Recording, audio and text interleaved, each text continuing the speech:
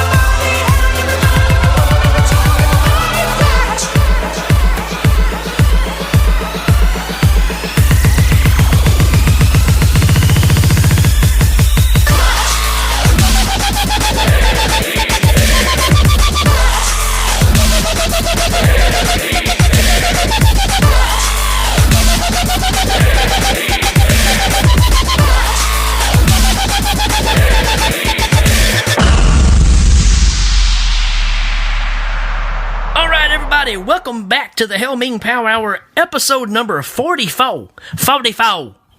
Just like foe, two foes to the foe. Something like that. Is that right? It's like Station 44. Station the Wicked Clown Show. Right. With some Fago. yeah. Showing my secret shame there. And who that is, I'm Rick, and then my partner over there is Danny Bennett. What's up, bro? Not much, man. Just over here showing my secret shame, but fortunately, it's a podcast, so not everybody can see my secret shame while I'm showing it. Wow, that's beautiful. It's got a certain poetic nature to it, that's for sure. So yeah, man, welcome back to the show. This is going to be a fun one. This is a movie we'd kind of forgotten about, and just I don't know if it just came to Danny in a dream, but he said, "Hey, man, no retreat, no surrender." And no retreat, no surrender. I think this might fall into this and the Eliminators and whatever else might fall into the category of so bad it's good, kind of like rose-colored glasses of youth. I don't know, but I mean, it's definitely fun. It's everything a 14-year-old who's enamored with Bruce Lee and martial arts could ever want. Which is exactly where I was when this came out. Actually, I was 16, so still.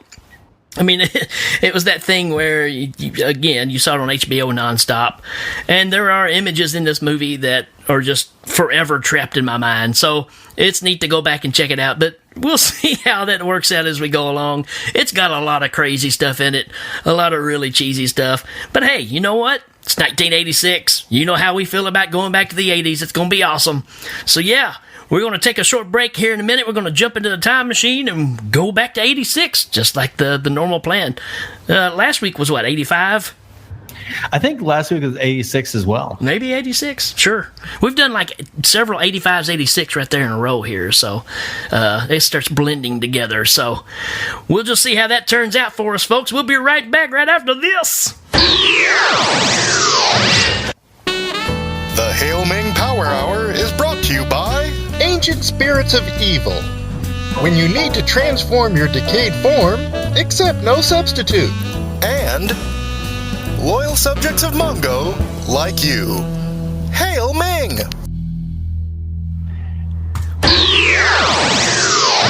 All right, folks, welcome back. We are just about ready. We've got the time machine sitting over here, got it primed up, full of whatever the electricity source is that we need to run this thing with our new time chicken.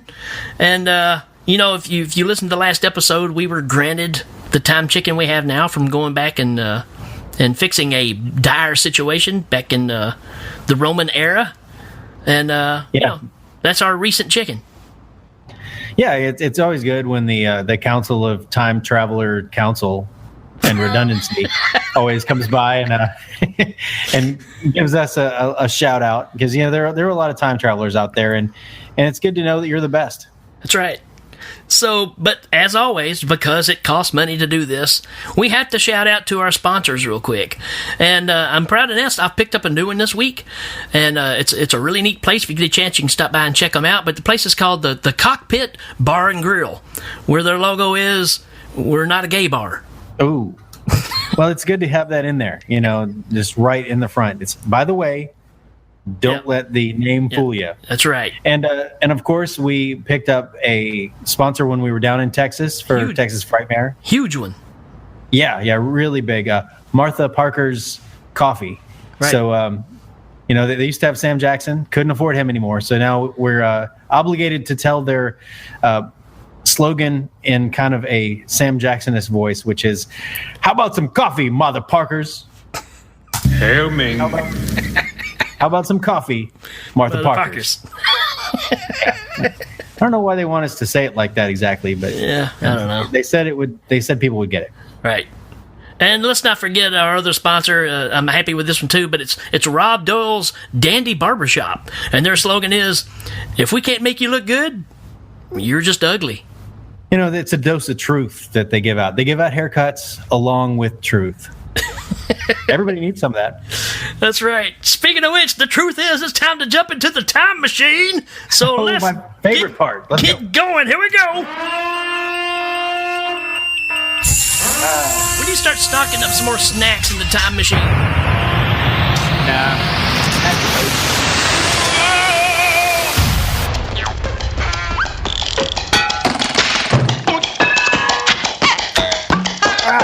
Pushing me back against this plush seating.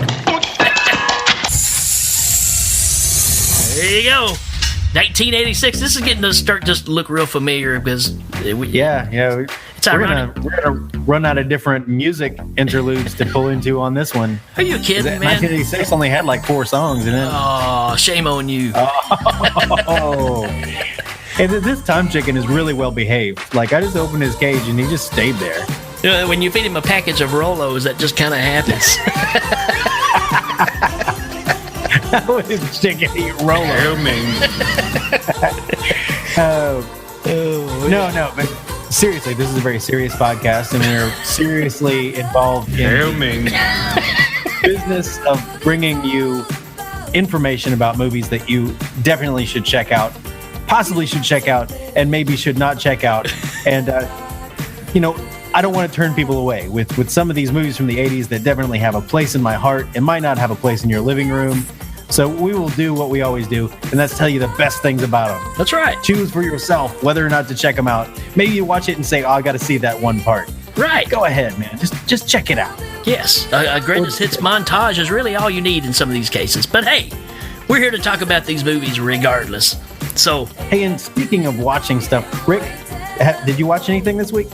Oh, I forgot. Yeah, we're going to start a new segment, and it's going to be called "What Did You Watch This Week?" So, what did I watch this week? Yeah, I didn't get to watch anything. I'm sorry. Yeah, I don't have a television. Okay, so that's it for this episode of What Did You Watch This Week? Okay, that was good. I feel like we really covered some ground. Right, we're gonna have to come up with a theme song and all that stuff for that, but we'll work on that. This week, what did you watch this week? What did you watch this week? What was it? Okay, we don't need a theme song. We just got one. It doesn't get better. All right. So before we go into this movie, we have to have our synopsis to tell us about it. Danny, who is this? Who did you get this week? This week, we managed to wrangle the daughter of famed explorer and television personality Steve Irwin. Bindi Irwin is here to talk about No Retreat, No Surrender. All right, here we go. Hi there, I'm Bendy Irwin. I'm here to share with you my father, Steve Irwin's favourite movie. No Retreat, No Surrender is the story of an ill-fated mountain biking trip to the pyramid at Machu Picchu.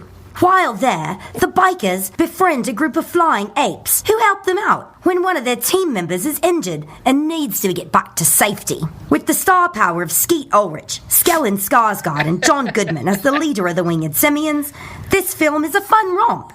A good movie for blokes and Sheilas alike. Good day. Skeet Ulrich. Skeet Ulrich, man. He's everywhere. He's the poor man's Johnny Depp, but the rich man's everyone. I don't even have anything for that. That's stupid. Just do what I do and say random crap. It seems to be working so far. You're laughing. Oh, man. All right. So let's dive into this one, man. Since you brought this movie up, what's your number one reason to watch the mighty No Retreat, No Surrender? Man, when I started watching No Retreat, No Surrender, I had some ideas of what the best reason is. But by the end, I realized that my favorite thing about No Retreat, No Surrender is the greaseball mob guy. Yes. I mean, he's such a greaseball. His hair is slicked back like the guy from Men at Work. Right. And he's walking into dojos. Hey, you're going to work with us, right? Oh, wrong.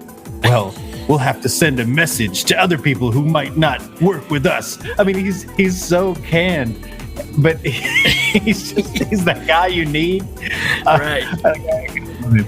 I kind of love him. I love when it gets to the big standoff at the end or whatever, and he's in the audience and he's just clapping like crazy. Whenever the bad guys do something sinister, and he's like, "Yeah!"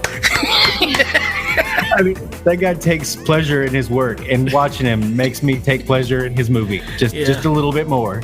You caught me off guard with that one. I wouldn't have thought that was number one, but that's pretty good, man. He's kind of, you take his parts and just watch them. Then you have the whole movie right there. How about when he gets in the ring and takes the microphone away from the announcer and decides to take over like he's Vince McMahon all of a sudden? Yeah, and he's like, and what does he say? He says, the next fight that comes up, we'll give it to Seattle. Yes. Next one is. But wasn't that the point anyway? Because he only had one. So he only had one person in the tournament against 4 people. So if anybody from Seattle had won, then it would have been Seattle wins. He wasn't going to be like, oh, well, I've got another guy over here. No, he already said he only has one person to enter. Well, I like it even says anybody, he says, out of these 4 guys or anybody else in the building. He challenges everybody there, so. Even the dude sitting there in the crowd and he's wearing a Striper shirt. And I was like, yeah, get in there and kick his butt. We'll get to that because, I say you could probably fast forward to the end and just watch that last thing, and that's fine. Yep. That last 15 minutes of the movie is perfectly fine. You don't really need to watch the rest. It's not even that, man. It's like 7 minutes. It's like 7 minutes. They wrap this Joker quick. But if you do that, what you're gonna miss is one of the greatest introductions of friendship ever in a movie. When you get introduced to RJ, who ends up being our main character's best friend. Yes. And the introduction of it is priceless. So let's give a little story of what's going on. You got Mr. Slick Back Hair we're talking about. Is basically a mafia dude. And I don't understand where things changed to where the mafia decides they want to take over all the dojos in America. Yeah. So the mafia guys from New York, they're taking over all the dojos. They literally are driving to all these other states and saying, your dojo's going to belong to us. It's like, what? Where is this lucrative in any way to a mobster? Maybe it was a script that was adapted from a Golden Harvest film from China that was supposed to take place in ancient China, where they were going from dojo to dojo in the old villages. I don't know, but yeah, you're right. It's hey, we have guys with guns and we have all kinds of criminal organizations, but we're going to take over these martial arts dojos full of teenagers trying to learn self-defense. Oh, that's a good idea. Oh, yeah. So, yeah, man, the introduction of RJ is incredible because our main character's dad has a dojo, and they come and they roughhouse him. The criminals come in, which one of them happens to be the first performance ever by Jean-Claude Van Damme. This is the first thing I ever saw him in. Oh, was that his name? Yeah. I didn't recognize him. He looks so different in this. Really? Yeah, I mean, that was Jean-Claude Van Damme, really. I just thought of him as Ivan the Russian. You know how he's building this. I didn't realize that was Time Cop. That's crazy. Oh man. Hail Ming. So they come in and they rough up our main character's dad, breaks his leg, which is another funny thing that doesn't make any sense because they like break his knee, but he was wearing a cast through the rest of the movie that's down below the knee, so he can bend his knee. So, anyways, we'll get off of that. But so they move to Seattle, which is what you do when you get thrown out of your own dojo. That's right. You retreat and you surrender. And while they move to Seattle, and while they're unpacking, our main character picks up a box and a basketball rolls out of it. It bounces across the street, and who's standing there? RJ. Now, he's not standing there. He bikes up, man. This is the ultimate 80s introduction because he's riding. He's got a big jerry curl going on. Got some cool, like breakdancing shoes. He's driving a BMX bike.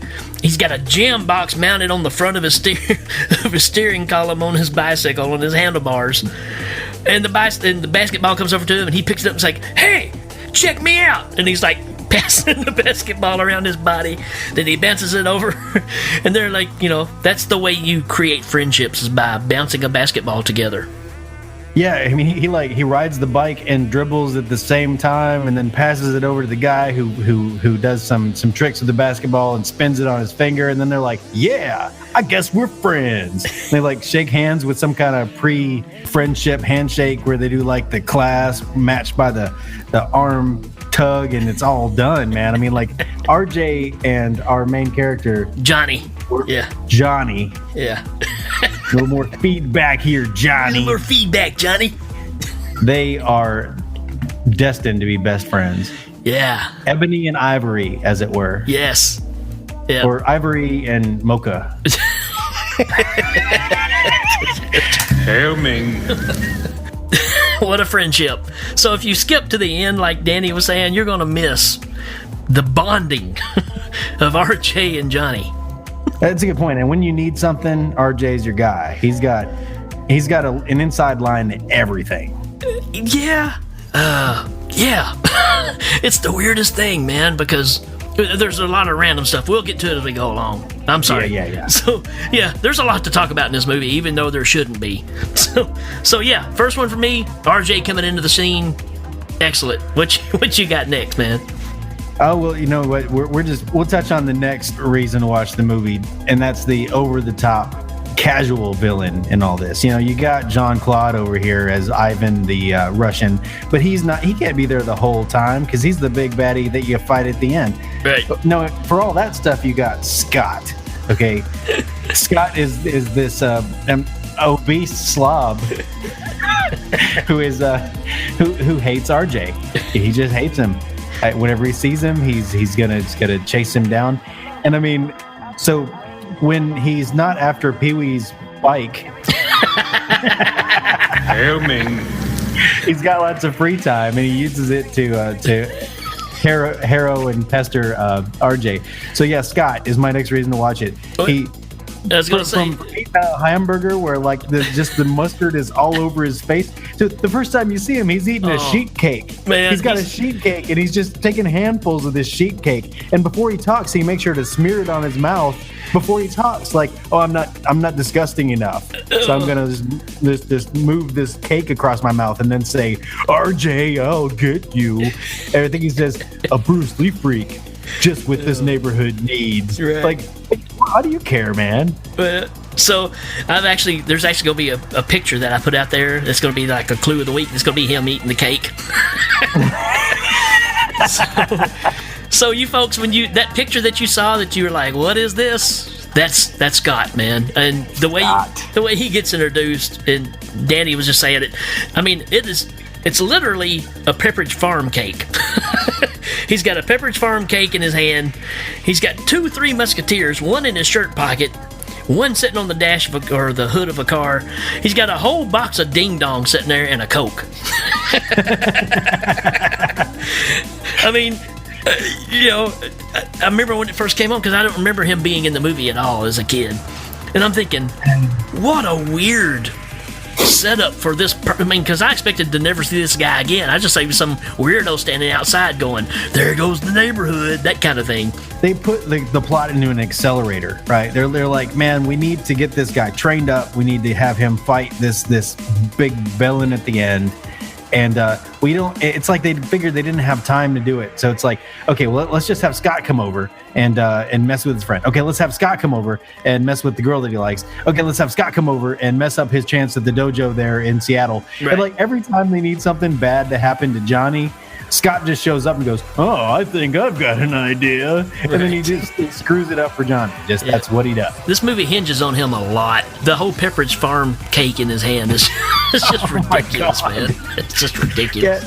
Yeah, it's like the director's behind the camera going, "All right, now I need you to eat this cake with your bare hands and make sure you get nice and nasty." Yeah. Okay. And then like later he's like, "I need you to eat this burger." And then like when you get mad, just squeeze the burger so it's all over the place. Yeah, that's great. I don't even understand. Like why? So that leads me to my next reason to watch this movie, or maybe not to watch this movie. But I have a fondness for RJ through this whole thing because he's a terrible actor. I mean, everything he does is just absolutely terrible. And to back that up, not only is he a bad actor, but he's a bad rapper because he raps. Well, I dance a bit and I'm really quick. I rap to the beat so viciously. Why you go imitating Bruce Lee? I like to feel my highs, like to feel my lows. Why you rap, try to kick with your toes? I'll do it for you now and I'll show you how. I rock to the beat, so watch my feet.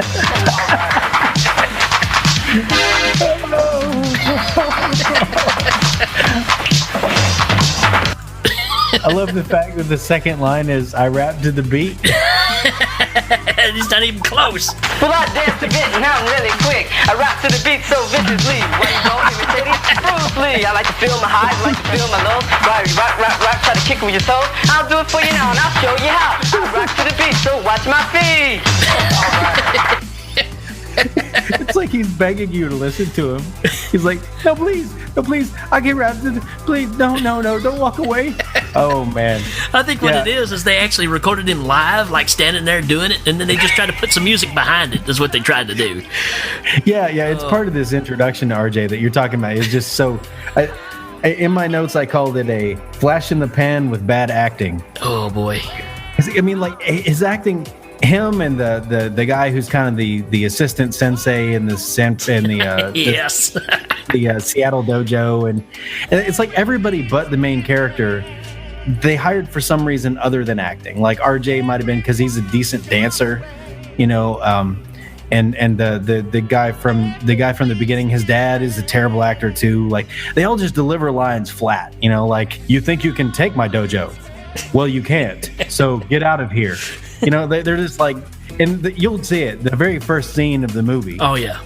You'll see it. His dad is delivering some lines, and he's like, "Listen, terrible. Tough guy. Terrible. I thought I had a choice in the matter." And it's just, it's so flat. Yeah, Becky walked by when I was watching it, and of course the dad's laying down the law to the mafia, and he's using his hands when he talks, when he moves his hands, and she was just like, "What are you watching?" It's like, no retreat, no surrender, babe. And then you said it was Danny's pick. Yeah. Danny's making me watch this. Danny picked this. There was a movie that came out like 10 years later called Super Fighter, and the two of them, I don't really get them confused, but it's the same movie. Wow. It's the same movie. It's just like they said it in the future. What you got next, man? Can't believe we talked that long about Scott and RJ. That's because of this. Well, I dance a bit and I'm really quick. I rap to the beat so viciously. Why you go imitating Bruce Lee? I like to feel my highs, like to feel my lows. Why you rap, try to kick with your toes? I'll do it for you now and I'll show you how. I rock to the beat, so watch my feet. So watch my feet. When you kick with your toes. I'm going to say you need to watch this movie for 3 consecutive training montages. Oh, yes. Okay. Because it's not one montage. It's like a montage followed by a little section, followed by a montage, followed by a little section, followed by a third montage where everything gets done. And weird stuff happens in this montage. Like first of all, he went and prayed to the gravestone of Bruce Lee.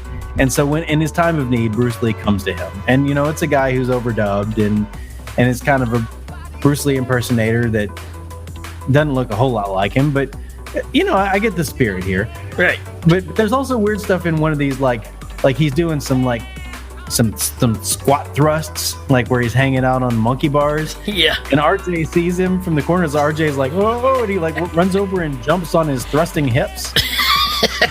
And this happens twice. And the second time he like doesn't fall because he's so strong. Yeah. And he just keeps on humping.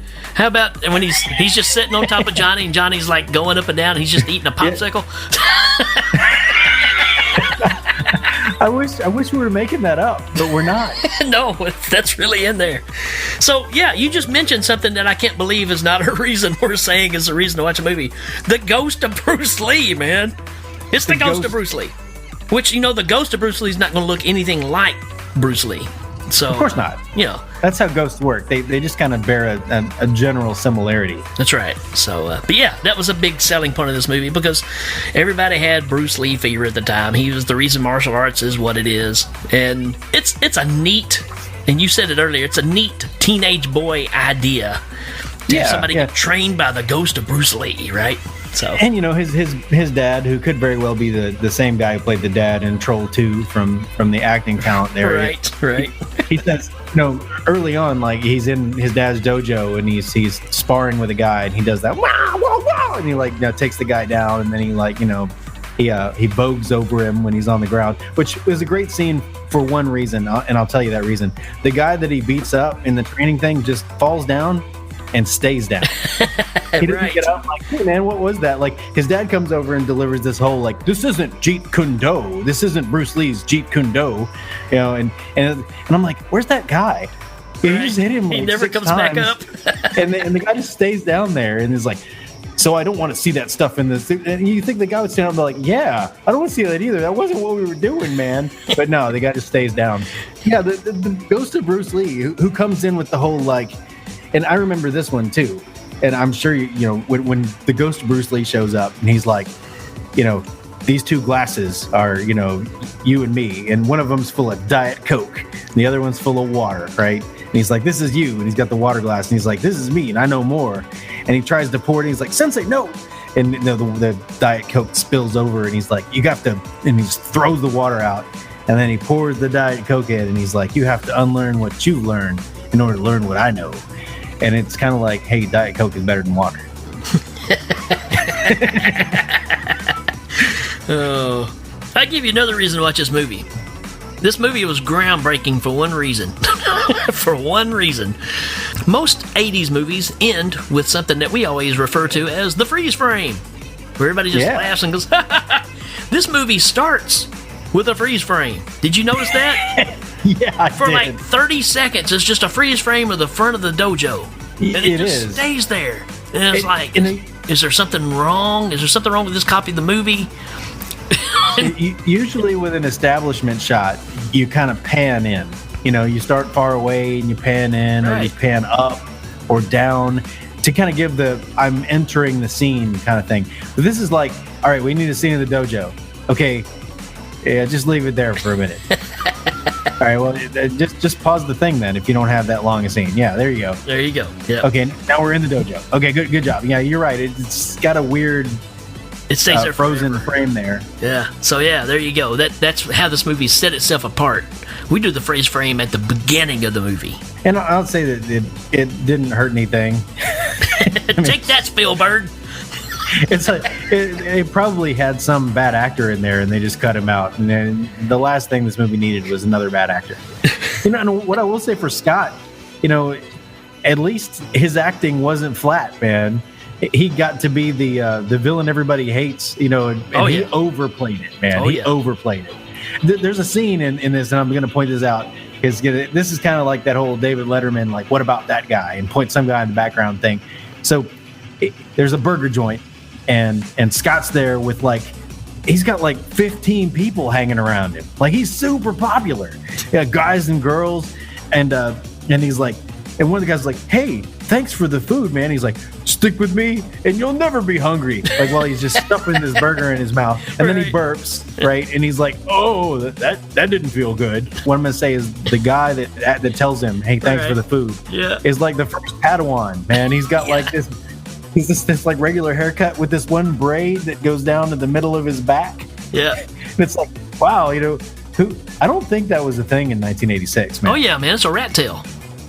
It wasn't a rat tail though. It was enough to like put a French braid on. Yeah, but things like people were doing. I mean, there was all different. I mean, a rat tail's this little small one, but people were doing those. I remember seeing them. But yeah, that's the first thing I noticed too. I was like, wow, look at that dude, man. It's like, yeah, I had really long hair and decided to cut it all off, except this one part. Yeah, and well, I mean that's a rat tail, but I've never seen a rat tail that was braided quite so. Yeah, fastidiously. I don't know. And that of course, is followed up by a scene where RJ's walking down the street and Scott's like, "Oh, hey, there's RJ. I'm gonna get him," and the guys all run out there and stop and him from going anywhere, And that scene too. I mean, RJ's just doing this inquisitive look on his face, like, "Huh? Where am I at?" like what? Like he's looking for somebody, right? And it's just like, why would he just be randomly walking by in the middle of a parking lot, going, "Huh? What? Where am I?" Well, because Scott needed him there. Yeah, I know, but I'm just saying though. But you got to go back even further though. The whole RJ and Scott's the skateboard chase scene. Oh yeah. I mean, where obviously you've got somebody that knows how to skateboard, and then you've got RJ, and sometimes you're seeing shots of RJ, and sometimes you're seeing shots of that guy's legs. How about at the beginning of that when Scott's in his yard and he's got the pressure washer and all he's doing is knocking over the empty Coke cans and he's drunk. He's sitting out in the yard with the pressure washer. Oh, yeah, and his dad comes over and he's like, "If I have to tell you one more time." Yeah. I mean, and I gotta say, why? It's like they spent a whole lot of time on random crap. Right. And they decided when it came time to further the plot, they were just like, "All right, Scott, work your magic. We need Johnny to be mad, so you gotta go do something." Scott pulls off a schoolboy trip, man. He gets the guy from the dojo to like push him, and then he like gets on his hands and knees behind him. Right.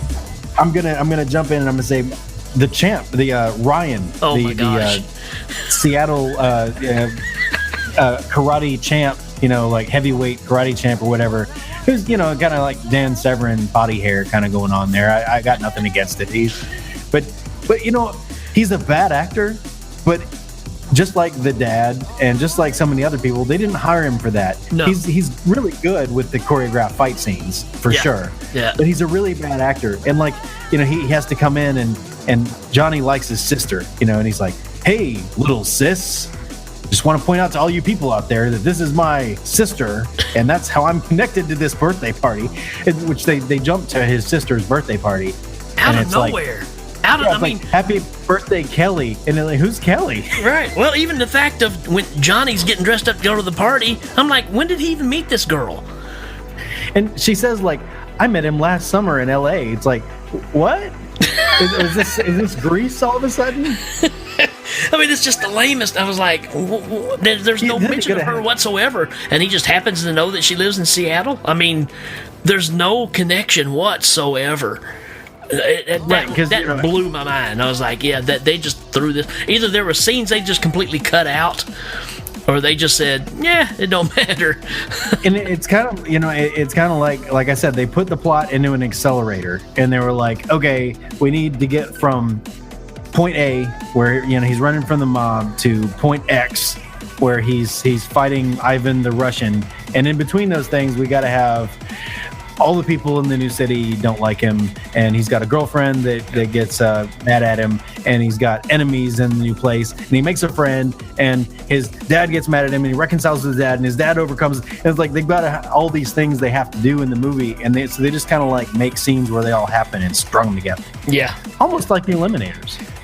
So it's like that scene with the cavemen where Johnny's like, he comes off that boat, and then there are those cavemen. Yep, just like that. But yeah, I had to say Ryan, the brother of the girl, I'm finding it hard to kind of tie it in right here because, like you said, the girl that he's in love with hasn't been mentioned until now. Well, here's the thing, and this is what you got to remember with this movie. There was a movie that came out a year or two before this called The Karate Kid. What? I don't think I've ever heard of that one. And you can tell they were trying to make another Karate Kid, but with more martial arts in it. That's all this movie is. But deep down, they didn't know it. But they were also making another version of Trick or Treat. the 1986 classic. Because it all comes down to tearing a poster. They tear the poster of Bruce Lee, and that's what sets it all off. And then Trick or Treat, you tear the poster of Sammy Kerr. There you go. It's a stretch, but hey, I saw a lot of Trick or Treat in this movie. And there's definitely a lot of Karate Kid in this movie for sure. Yeah, well, I mean, that's the thing. They had to have him make a bunch of enemies, and so they just kind of installed enemies there. The plot's not the best. I mean, the plot in a nutshell: Dad has to move away because the mob's pushing him. He's running away. Son doesn't like the fact he's running away. Dad always tells him not to fight.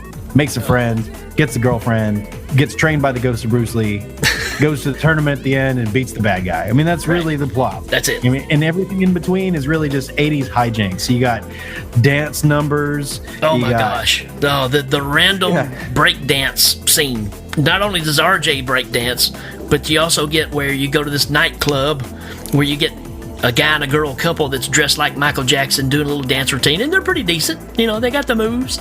But then RJ comes in dressed like another Michael Jackson, and it's like, what is this, Michael Jackson night, or what's the deal here? And of course, he starts breakdancing, which you can tell when it gets going, it's not really him.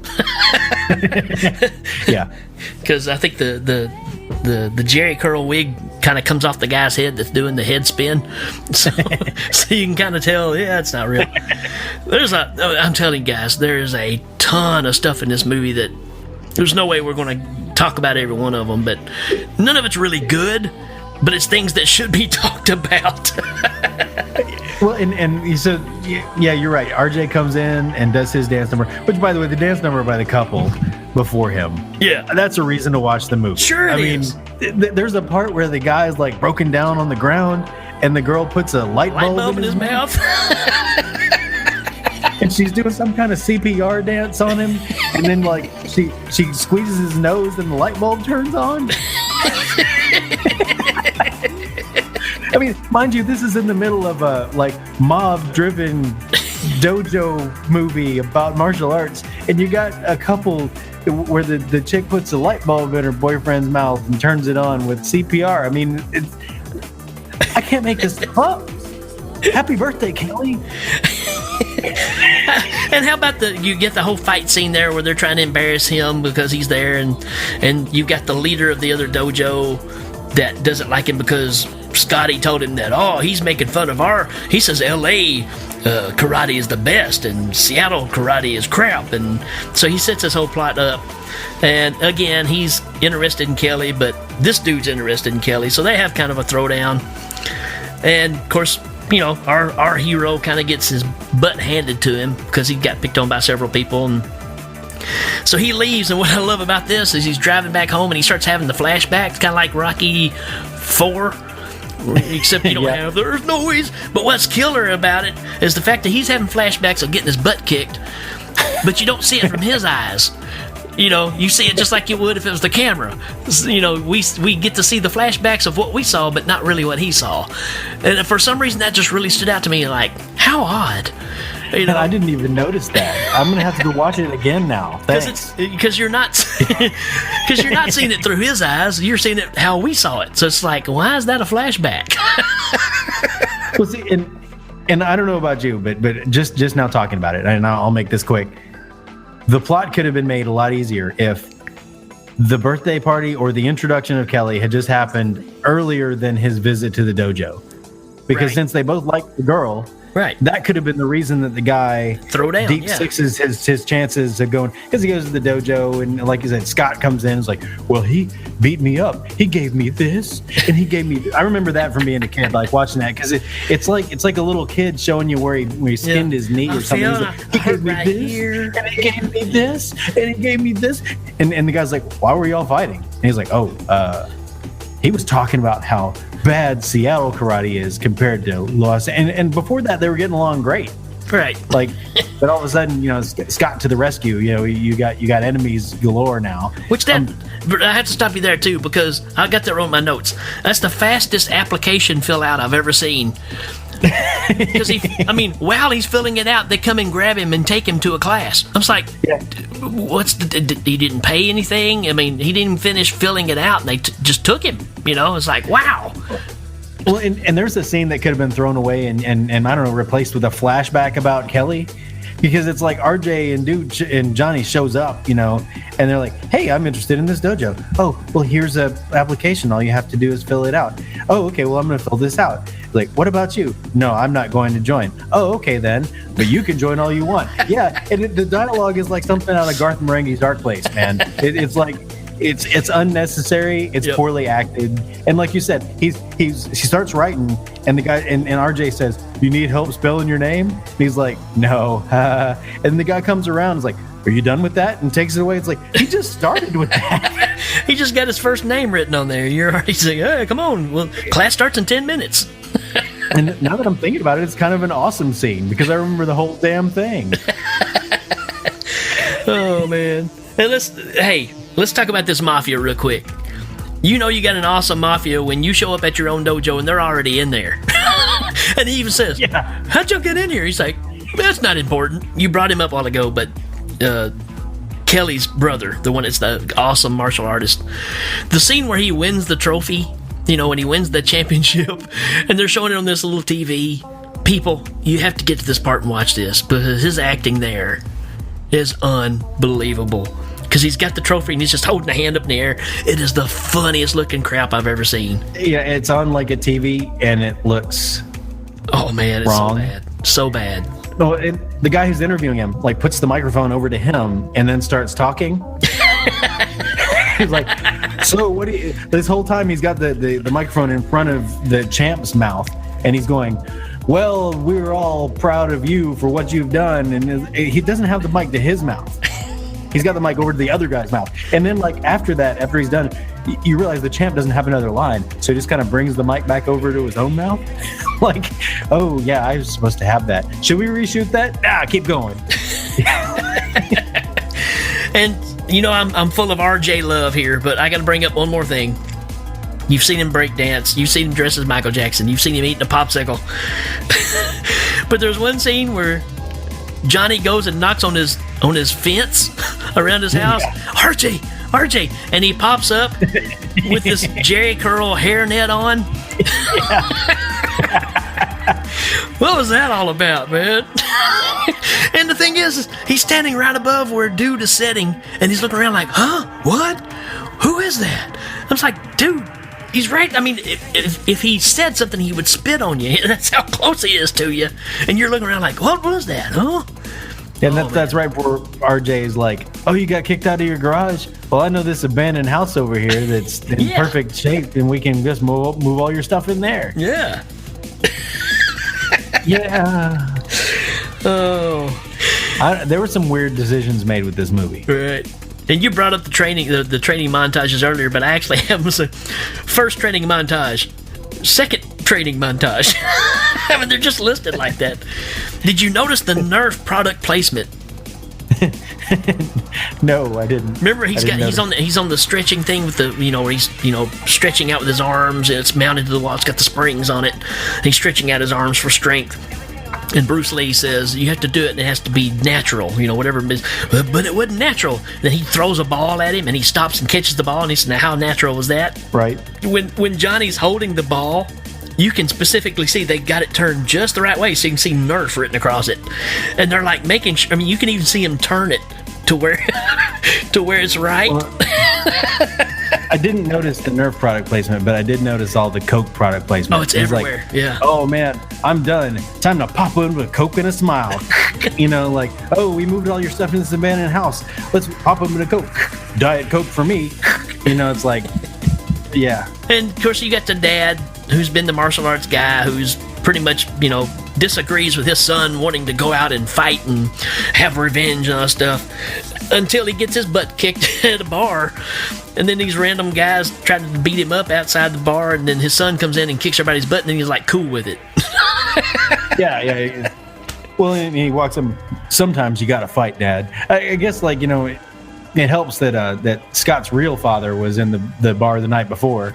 It's because Scott's stepfather comes over and gives him crap about not washing the windows. Scott's real father is the other redneck, right, overweight guy with curly hair in Seattle over there, and he's, hey, I heard you used to teach karate. Just leave me alone, man. I just brought you a beer. Hey, what if I dump this beer on your head?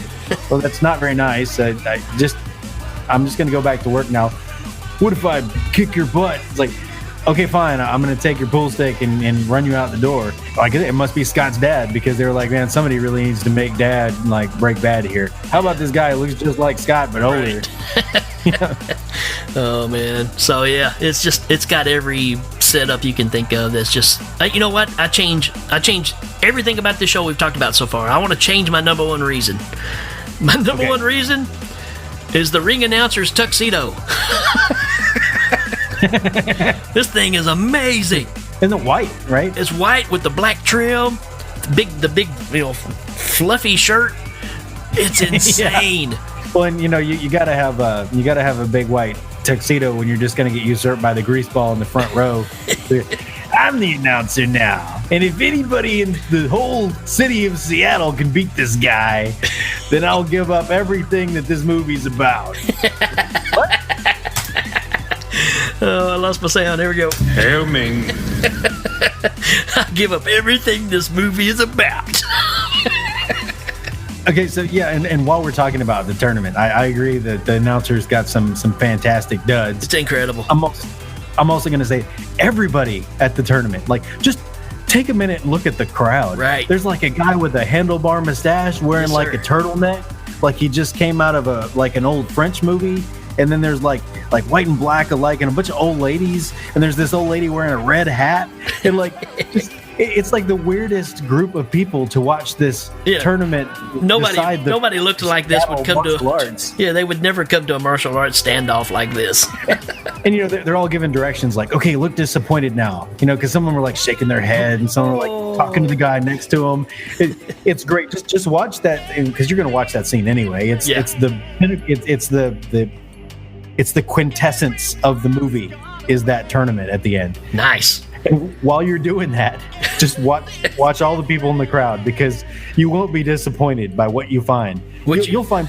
I tried to write down all the different things I saw in the crowd, and I was like, you know what? I'm just going to tell people to watch the crowd, because there's some craziness going on in there. But the reason that you will pay attention to that, because you won't be disappointed in that, because you will be disappointed in the teams that come out to fight each other, because they're named the Manhattan Maulers and the Seattle Sidekicks. Yeah. And they even kind of give like a scrappy little introduction to the Seattle Sidekicks. Like, these young men in all their youthful fervor, if you're going to fight a group called the Maulers, you really don't want to emphasize just how young and scrappy you are. You kind of want to make it sound bad. Otherwise, they're just going to scrap their whole team and send Ivan the Russian after you.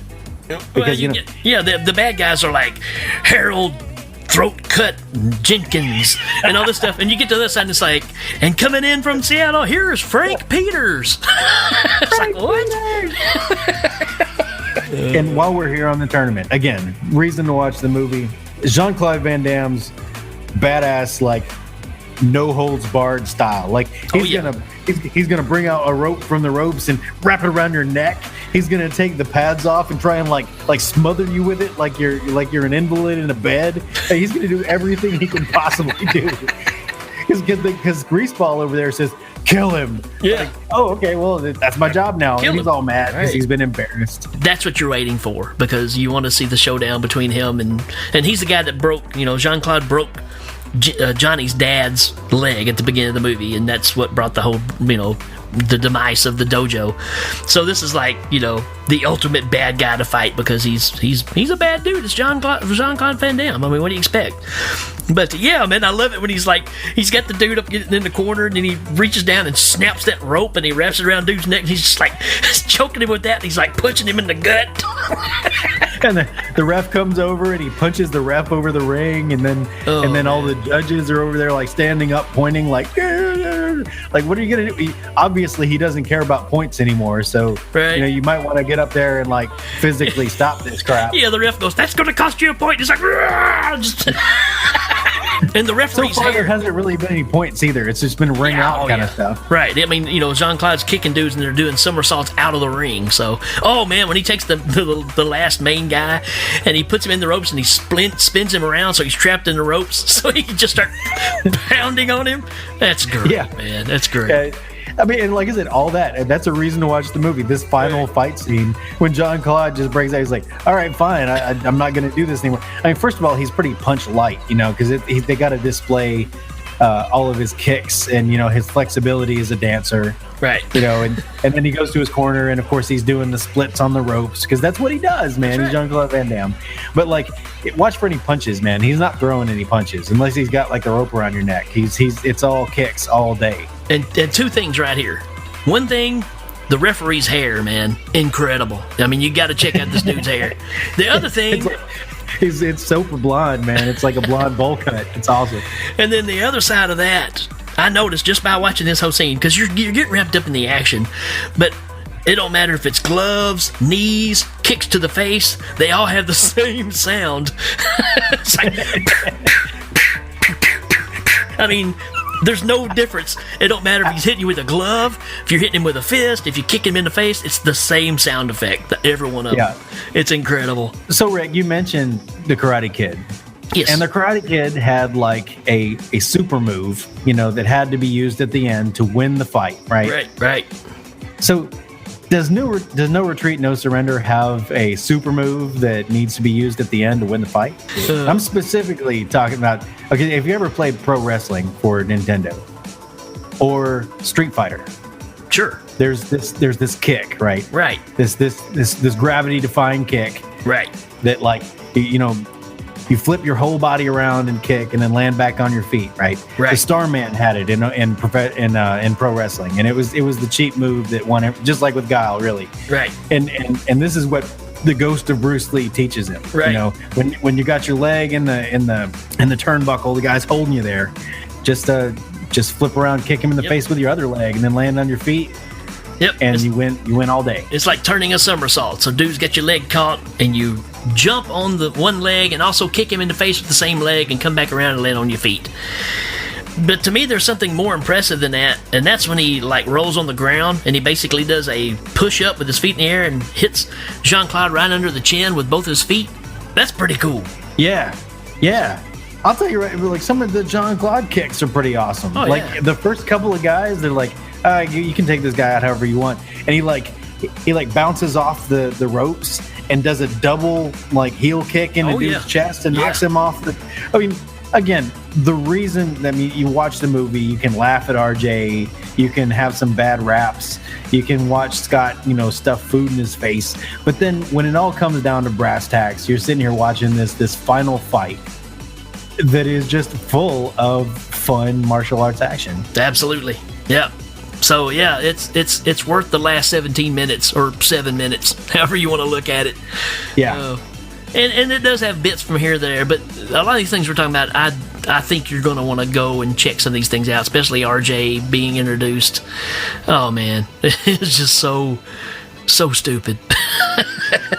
And don't forget Scott, eating the Pepperidge Farm cake and all that stuff. I mean, I don't know, man. It was fun to revisit it, but it's really a bad movie. Yeah, I agree. I mean, I kind of want to watch it with my son. Sure, I can see why. Because I think he's gonna enjoy it, and it's just stupid fun. It's just stupid fun. Yep. And that's fine. I mean, because it did what it set out to do, and that was just throw you some crazy martial arts entertainment and have the ghost of Bruce Lee in it. Hey, I'm sold. And I'm not gonna hate on things that other people like, but some people have told me that they're stupid fun that they like to watch with their kids or whatever is Pacific Rim, the giant robots. Yep. That to me, and this is my opinion. I'm not gonna poo-poo anybody else's opinion of it, but I tried to watch it, and it was kind of like watching this, only you could tell they dumped millions and millions of dollars and put good actors in it.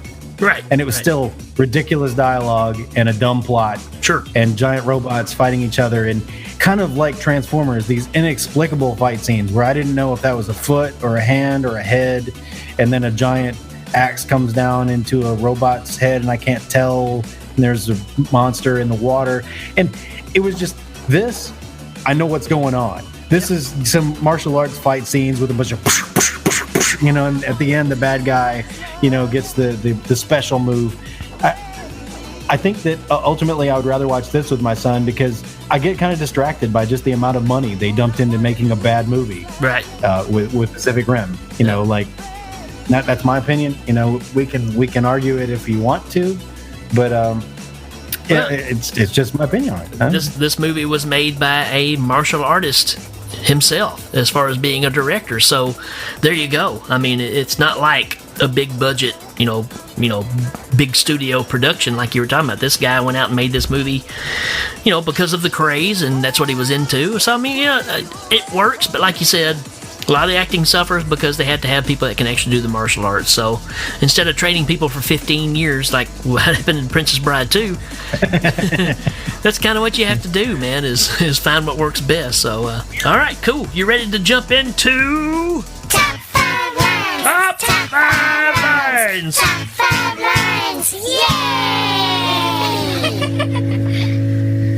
Yay! So obviously, because I love RJ so much, I have to do an RJ line. So the first one I've got is when they first see Jean-Claude Van Damme in the ring, and when Johnny and his dad and RJ walk in and they see him up there, and RJ goes, "Hey, Jazz, looks like you just seen a ghost." And he goes, "Yeah, I think I have."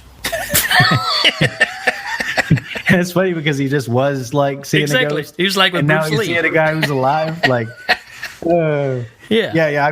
I've got a line. This comes from the assistant sensei at Riley's martial arts place, and it's at Kelly's birthday party, which again just comes out of nowhere.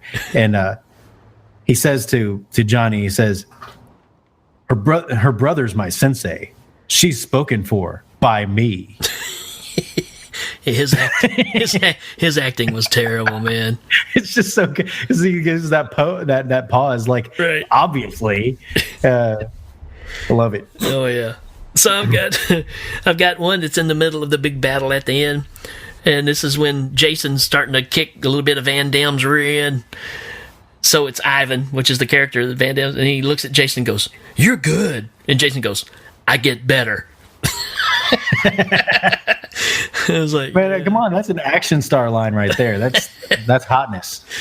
I've got a line. I've got So the dad, has become a bartender because that's what you do. Anyway, he becomes a bartender and he runs that dude out, right? Yep. And he says, as he's running the dude out, he says, "Don't you ever come back." And the guy replies, "I'm gonna come back and I'll get you." Again, it's masterful. It's like Shakespeare. Yep. We can't even do it as bad as they did it. Yeah. It's like, "Don't you ever come back. I'm gonna come back. And I'll get you."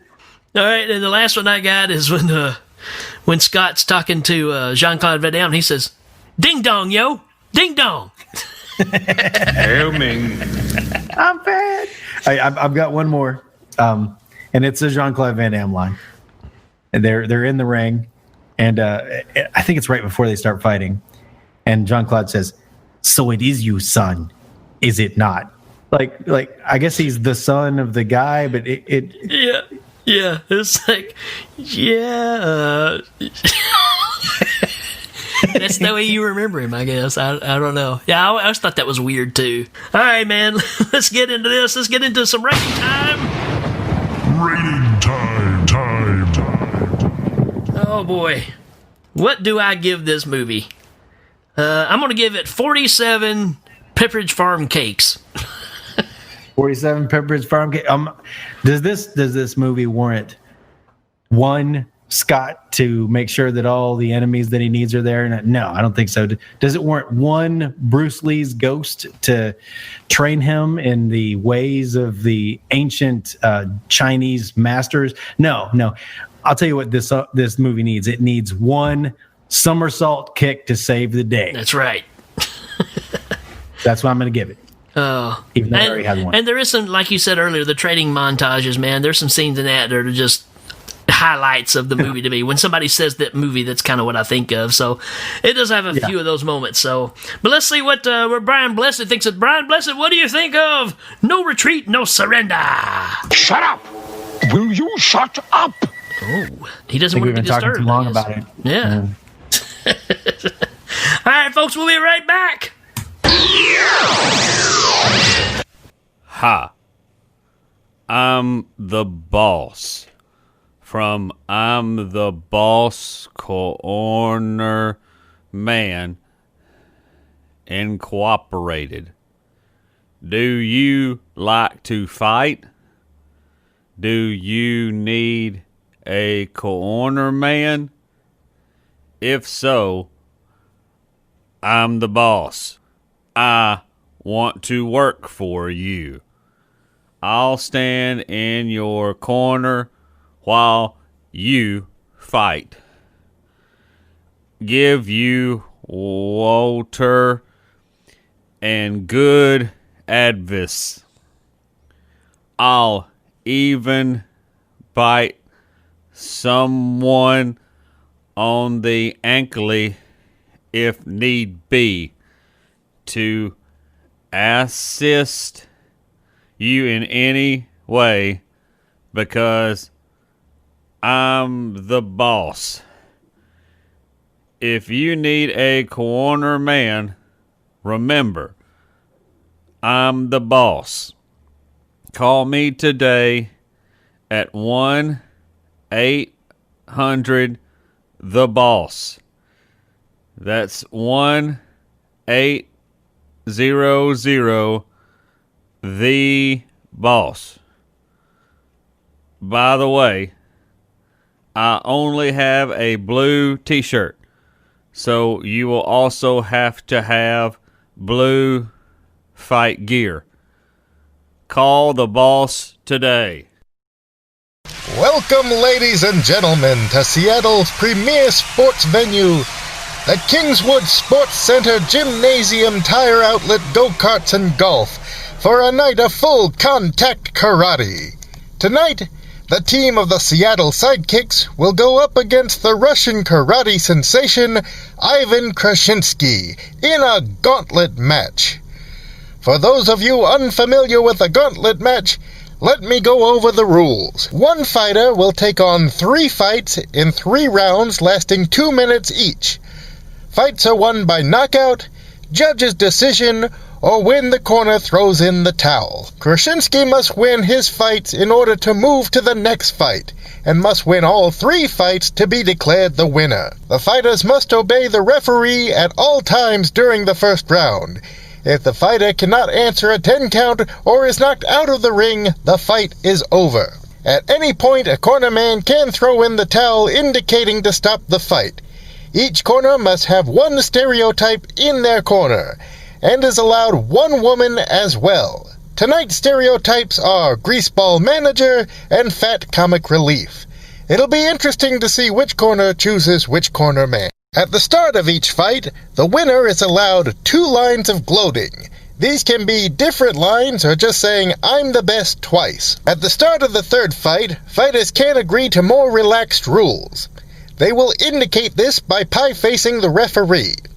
If this happens, and the fight makes it past the first round, the fighter's manager can request the fight then be to the death by slapping the canvas and yelling, "Kill him!" Now, if the fight turns into a death match, the ring can be turned into a weapon. This can include using the ropes and corners for additional momentum for an attack, tying your opponents up in the ropes, tearing off pieces of the ring to assault your opponent, even using cables on the ring to strangle your opponent. The referee can choose to revert the rules back to traditional rules and deduct points from a fighter using deathmatch rules. But that fighter can protest this by kicking the referee in the face and knocking him over the top rope. The referee must go over the top rope, and both feet must touch the floor in order for the fight to continue. If a fighter chooses to strangle their opponent, they will have 5 minutes to try and kill him. But that fighter's cornerman can disrupt the strangulation by any means necessary. This includes biting. However, at that point, the cornerman then becomes a part of the match and is subject to attack. If a fighter gets tied up in the ropes, their corner woman is allowed to hit the opposing fighter with a stool. However, it should should be noted, if the fighter lays hands on the corner woman, that corner is allowed to substitute their fighter with a random member of the audience. Volunteers will get first consideration. This new fighter will get 2 rounds of banter and 4 flashbacks. Now, while all previous deathmatch rules are still in effect, it is important to know that if a young black man in a Playboy tank top yells, "No retreat, no surrender," the substitute fighter will get 30 seconds of invulnerability and 5 additional flashbacks. To be declared the winner, the referee must raise your hand, the audience must rush into the ring, lift the fighter up on their shoulders as a young Hispanic boy is hit in the face with somebody's sweater. I am pleased to present. Well, it looks like the fight is about to begin. Let's go down to the ring. Eastern Europe's most feared martial artist, Ivan Krasinski!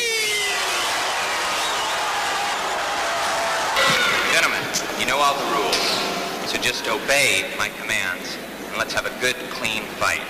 Are you ready? Wait, there's still a couple of things I'm confused on. Fight! Oh! Oh!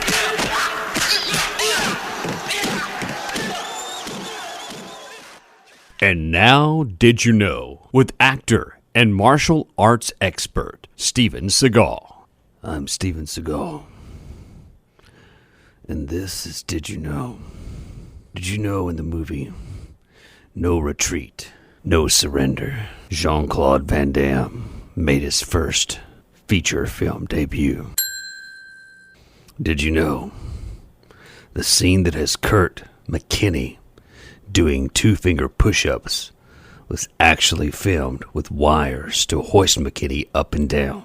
They used trees in the background to cover up the wire. Did you know I can actually do no-finger push-ups? I do them with my mind. Did you know Jean-Claude Van Damme knocked out Peter Cunningham twice with a spin kick while filming their fight scene? The first time, Van Damme broke character and asked Cunningham if he was all right, causing director Corey Yuen to shout at him. Did you know Korean actor Tae Jong Kim, who starred as Sifu Bruce Lee, had been a double stand-in for the real Bruce Lee in films such as Game of Death and Game of Death 2? Did you know I could beat Jean-Claude by just whipping my ponytail back and forth? And what kind of a sissy name is Claude, anyway? Did you know 6 years after the film's release, 2 members of the cast appeared as character witnesses in the court case brought against Jean-Claude Van Damme by Jackson Rock Pinckney, testifying based on their experiences working with Van Damme on the movie. Timothy D. Baker claimed that Van Damme was dangerous to work with and possessed inadequate control of his movements for a martial artist, whereas Ron Pownell claimed that Van Damme did in fact possess adequate control and could perform a fight scene without complaint. You've been listening to Did You Know? With Steven Seagal on the Hell Ming Power Hour. Did you know that in my reality show, True Justice, I stop crime by merely walking up while crime is happening and signing autographs and taking pictures with the culprits?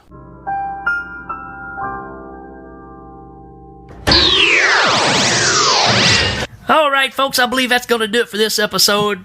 Hey, if you feel like it, you can go check this one out on YouTube. I still say it's got some fun facts about it. It's got some moments that are just worth checking out, but don't watch the whole movie. This is a definite fast-forward movie, as Danny always says. Yeah. I spent a lot of my high school years fast-forwarding through movies with friends, going, it's not worth watching all this, but check this out. Right. And that's definitely one of these. It's not gonna hurt you to watch anything, but there's definitely a lot of bad acting, and they were doing a lot of fight choreography, trying to make sure that all the martial arts look great, and it really does. It still holds up. I mean, nobody's flying around, right? They're good, solid fight scenes. Yep. Yeah, I totally agree. So, yeah, man, just take the chance and check it out. I think it was a lot of fun. It's fun to revisit bad acting and all.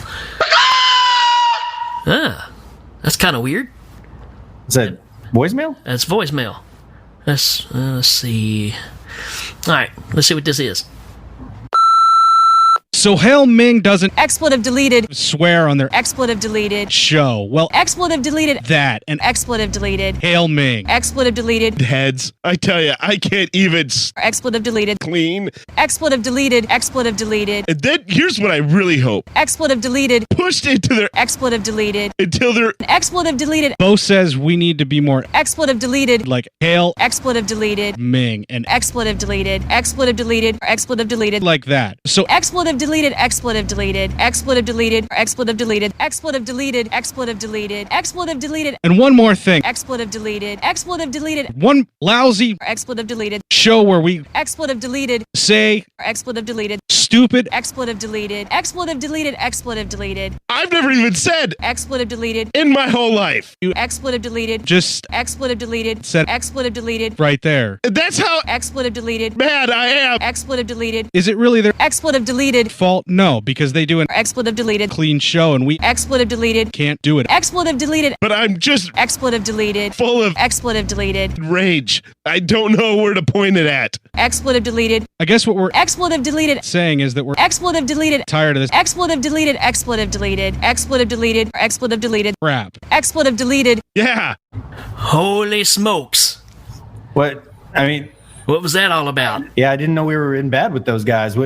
Why would that happen? I don't know.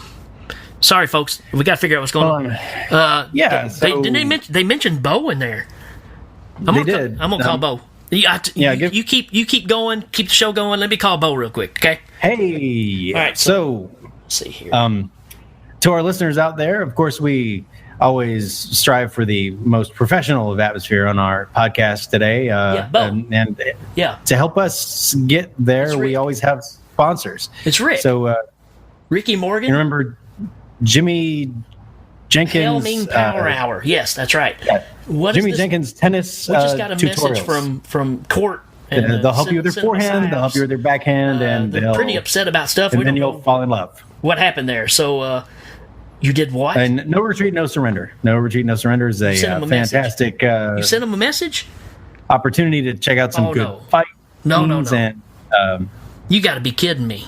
Hey, so has anybody listened to the Doomsday Clock? Hey, send me that message. I got to hear what Which versus the Doomsday Clock. Can you send it to me? Fast-paced podcast, a lot like ours, shorter. The Witch is a friend of ours, I hope. And he. All right, hey, so sorry. check out Witch versus the Doomsday Clock. And so hold on, man. So I just talked to Bo. There's apparently Bo has said something that's started a ruckus. They're really mad at us for some reason. Well, I mean, that's on them, man. I mean, we do our thing, they do theirs. So Bo's Bo. Bo said he was going to send the message here, and we'll be able to check that out. But I really don't know what it's all about. I couldn't get any sense out of Bo either. Sound like he's on a 3-day drunk or something. So we'll see. That must be his message. Let's see what this is. Let's see. Here we go. Hey guys, Bo here. You may remember me from such websites as legionpodcasts.com. You know, the website that actually hosts your show. Look, a problem has come to my attention as I listen to the shows on the network, and I don't know how to say this. You guys are working a little blue. And the issue isn't necessarily with your show. It's that, you represent to other shows on the network. They look to your show, the Cinema Psyops, and they say, hey, those guys can be, potty mouths, garbage people.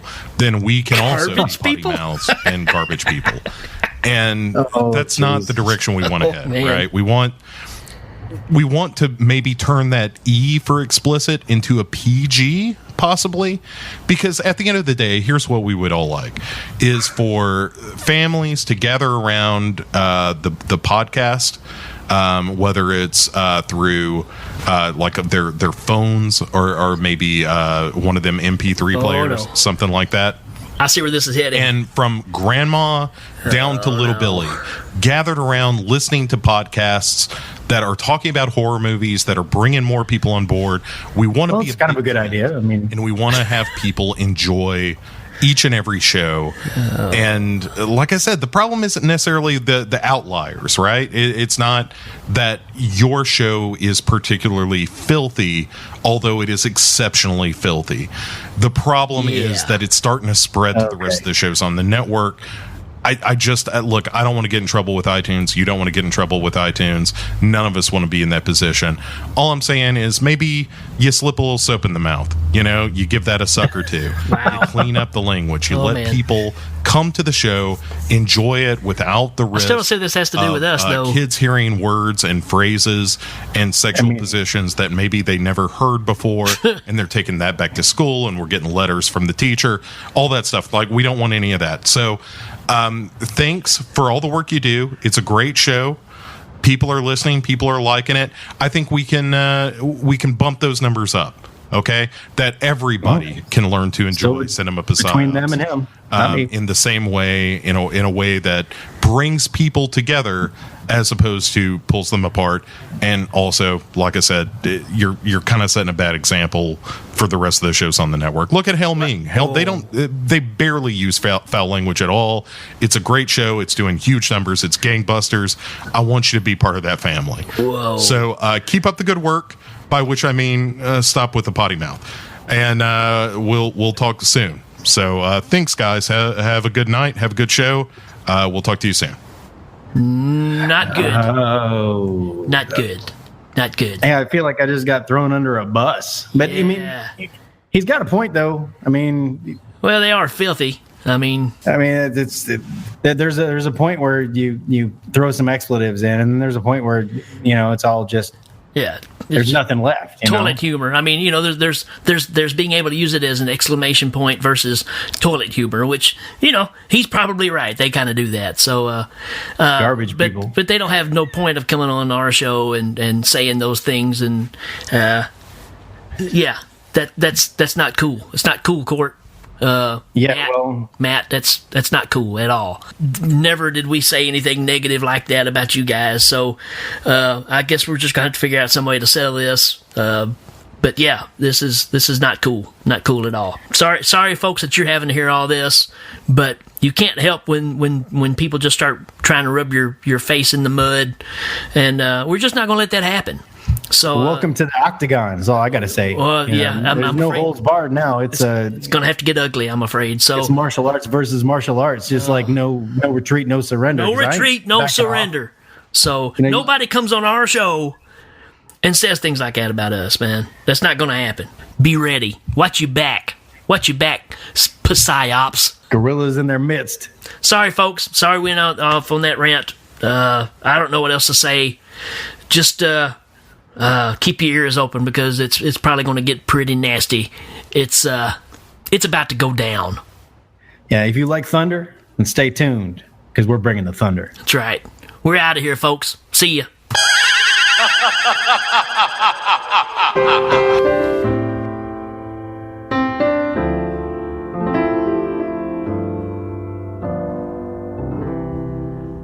Three words. One repeated twice make up a philosophy of dealing with your demons. Organized crime? No retreat, no surrender. The Russian? No retreat, no surrender. Physical boundaries? No retreat, no surrender. Foul-mouthed podcasts sending you tirades while you're just trying to make a good show? Unsolicited emails from somebody with beef against Bo and not you?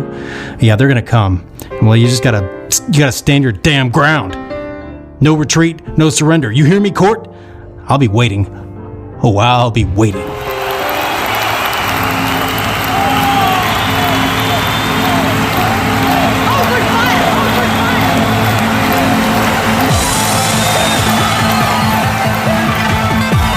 Members of the audience will receive the following: Classic Curves by Dittos, the pants for feel-good company, a gift certificate from Maru-chan Ramen Noodles, Rice-A-Roni, All guests receive a copy of the Hail Ming home game. Thanks to the creative minds and special appearances of Mark Allison, Jeremy Finch, and Jacob Kennedy. Hail Ming is a proud member of Legion Podcasts. Check out all the great shows at legionpodcast.com. Hail Ming is available on iTunes, Stitcher, Google Play, and Legion Podcast. This is Dan Pardo saying good night.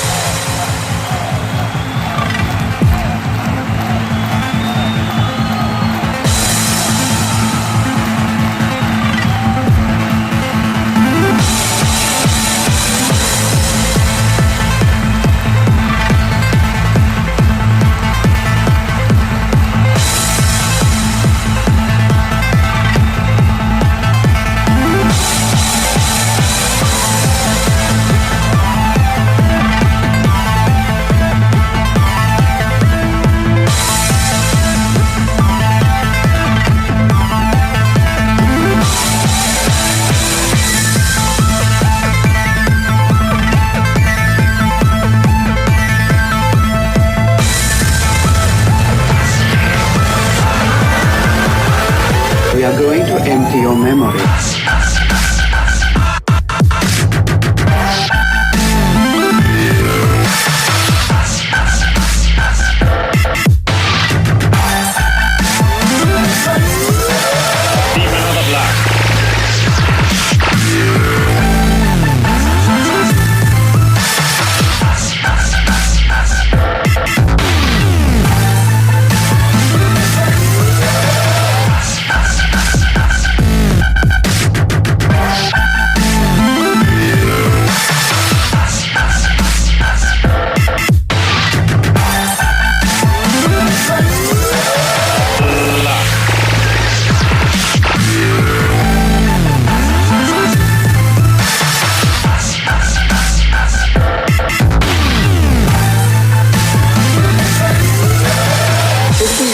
Stop the torture.